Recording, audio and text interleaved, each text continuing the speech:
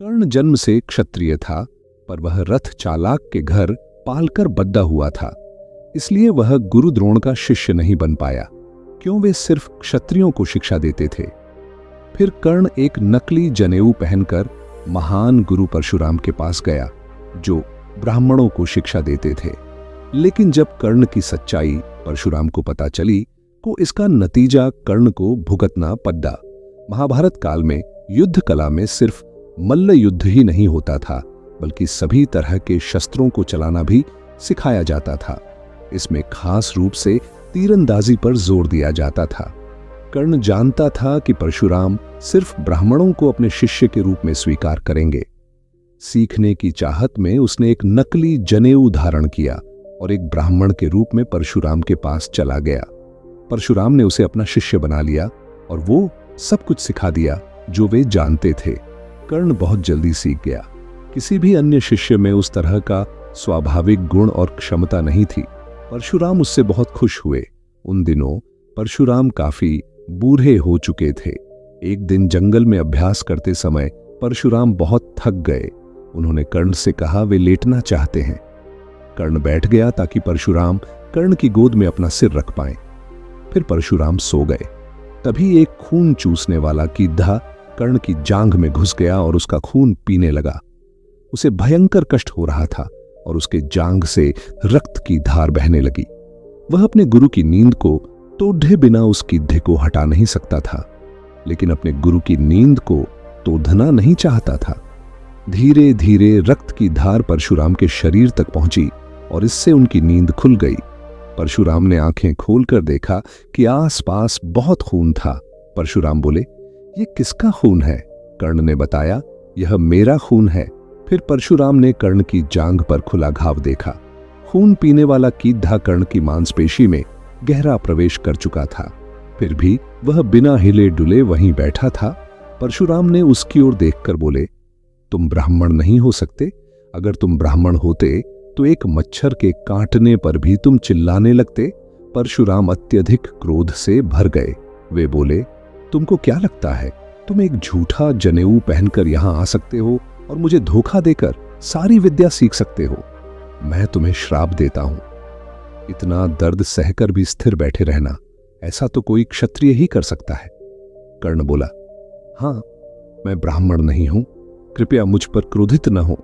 हां, मैं एक ब्राह्मण नहीं हूं, पर मैं क्षत्रिय भी नहीं हूं। मैं सूतपुत्र हूं। मैंने बस आधा झूठ बोला था। परशुराम ने उसकी बात नहीं सुनी। उस स्थिति को देखते ही वे सत्य जान गए कि कर्ण एक क्षत्रिय है। वे बोले, तुमने मुझे धोखा दिया है। परशुराम ने उसकी ओर देखकर बोले, तुम ब्राह्मण नहीं हो सकते। अगर तुम ब्राह्मण होते तो एक मच्छर के काटने पर भी तुम चिल्लाने लगते। जो कुछ मैंने सिखाया है तुम उसका आनंद ले सकते हो, पर जब तुम्हें इसकी सचमुच जरूरत होगी तब तुम सभी मंत्र भूल जाओगे जिनकी तुम्हें जरूरत होगी, और वही तुम्हारा अंत होगा। कर्ण उनके पैरों में गिरकर दया की भीख मांगने लगा। वह बोला, कृपया ऐसा मत कीजिए। मैं आपको धोखा देने की नीयत से नहीं आया था। बस मैं सीखने के लिए बेचैन था और कोई भी सिखाने के लिए तैयार नहीं था।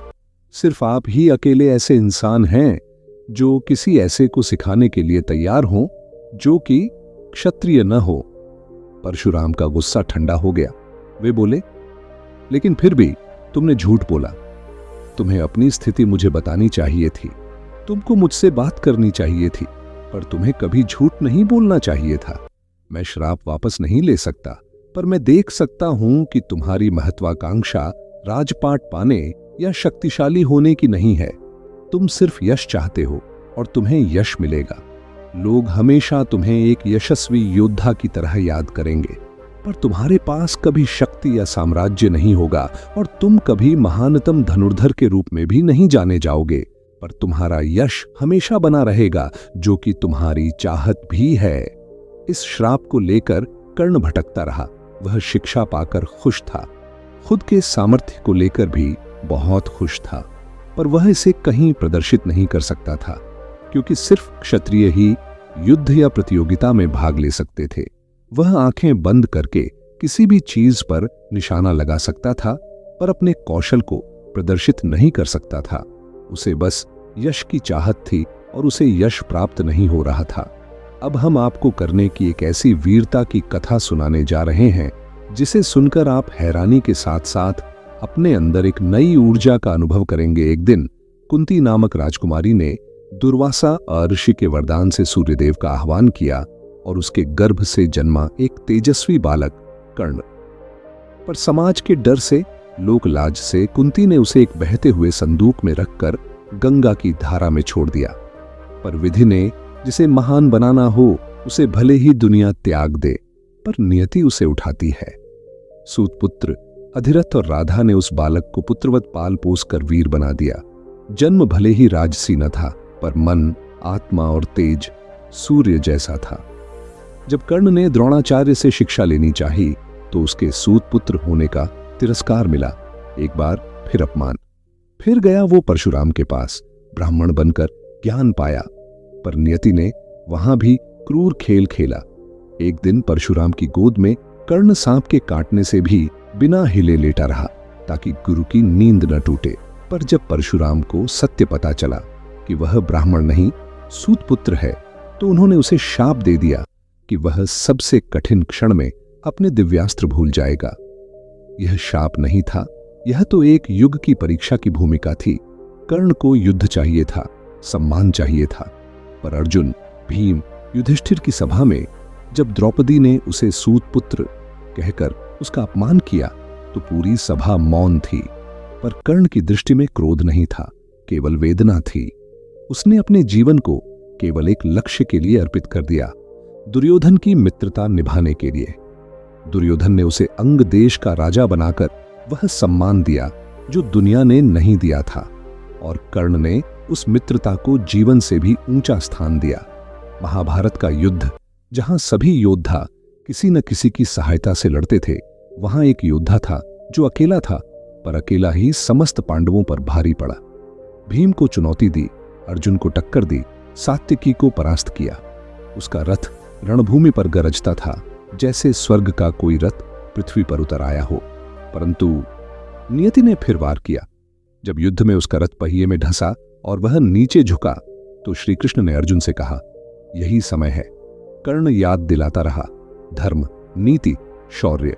पर जवाब मिला जब द्रौपदी का चीर हरण हुआ। तब धर्म कहां था? कर्ण वीरता से मरा, पर वह हार नहीं था। वह जीवन के सबसे ऊंचे आदर्श पर जाना था। कर्ण वह था जो कभी किसी को खाली हाथ नहीं लौटाता था। यहां तक कि जब युद्ध से पूर्व स्वयं इंद्रदेव ब्राह्मण वेश में आकर उसका कवच और कुंडल मांगने आए तो वह जानता था कि यह छल है, पर फिर भी उसने दान दे दिया। सोचिए, कोई योद्धा युद्ध में जा रहा है और उसके शरीर का कवच मांग लिया जाए और वह बिना हिचक दे दे। ऐसा दानवीर युगों में एक ही होता है।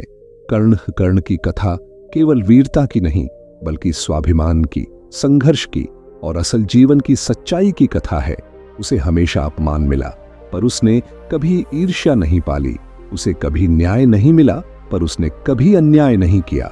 वो युद्ध भूमि में हार गया, पर चरित्र से विजेता बना रहा।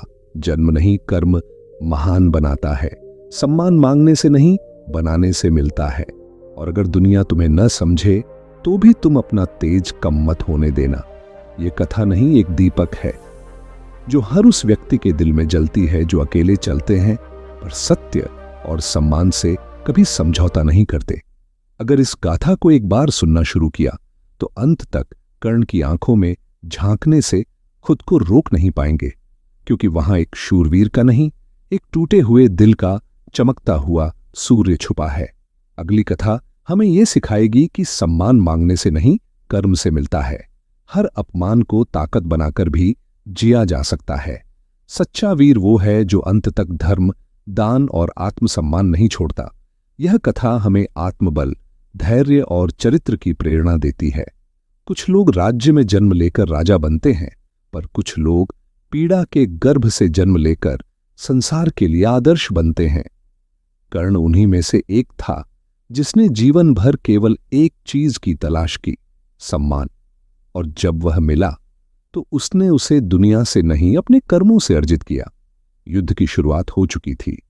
अर्जुन, युधिष्ठिर, भीम, नकुल, सहदेव सभी अपने रथों में सजे थे।